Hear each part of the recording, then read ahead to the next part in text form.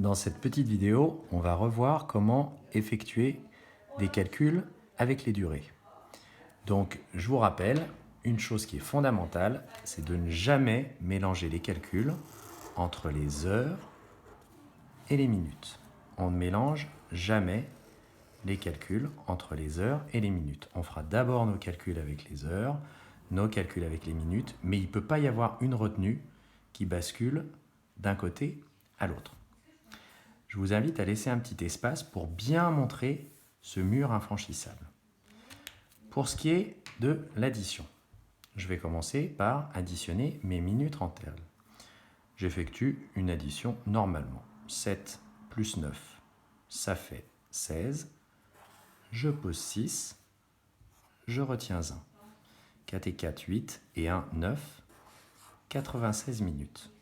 Ensuite, je fais mon opération avec les heures. 6 et 3, ça fait 9 heures.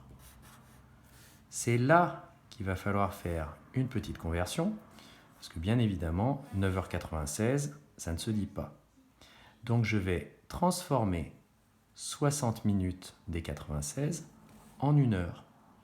C'est-à-dire que je vais enlever ces 60 minutes et je vais les transformer en 1 heure pour trouver le résultat définitif. Si j'enlève mes 60 minutes à 96, je vois qu'il me reste 36 minutes. Et là, vu que j'ai transformé ces 60 minutes en 1 heure, je vais rajouter 1 heure aux 9 heures que j'avais déjà trouvées, ce qui nous fait 10 heures. Donc là, j'ai mon résultat définitif.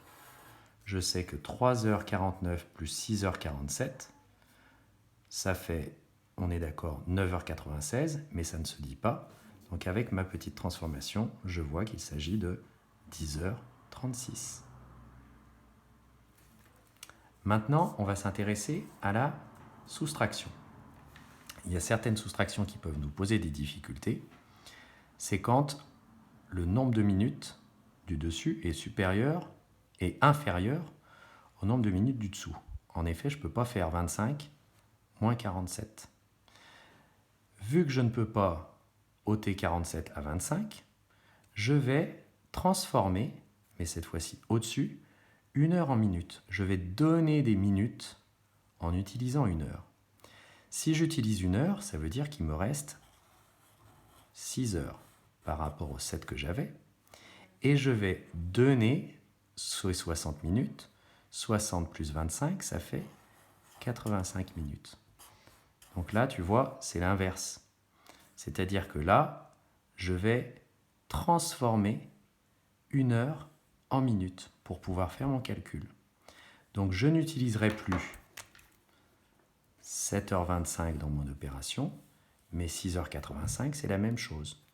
Tu vois bien que j'ai enlevé 1 heure et qu'à la place, j'ai donné 60 minutes. Là maintenant, je peux faire mon calcul, mais avec mon nouveau nombre. Donc je vais le faire avec 6h85 moins 2h47. Toujours pareil, je fais mon calcul avec les minutes et après mon calcul avec les heures. Donc 7 pour aller à 15, ça fait 8. 5 pour aller à 8, ça fait 3.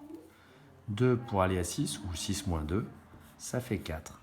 J'ai trouvé mon résultat, c'est 4h38. Donc ça, c'est très important pour résoudre des problèmes avec les durées. Quand on doit additionner, ne pas oublier de transformer notre résultat à la fin. Et par contre, pour ce qui est des soustractions, si le calcul est impossible au début, on n'hésite pas à transformer nos 7h25 en 6h85. Voilà. Donc maintenant, c'est à toi de t'entraîner. Alors, tu peux t'entraîner en essayant de poser ces opérations.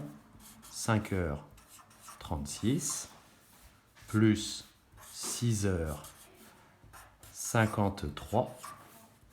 N'oublie pas le mur infranchissable. Et autre petite opération que tu peux réaliser, 4h 26 moins 2h39. Tu auras une transformation à faire ici pour l'addition et une transformation à faire ici pour la soustraction. Bon courage!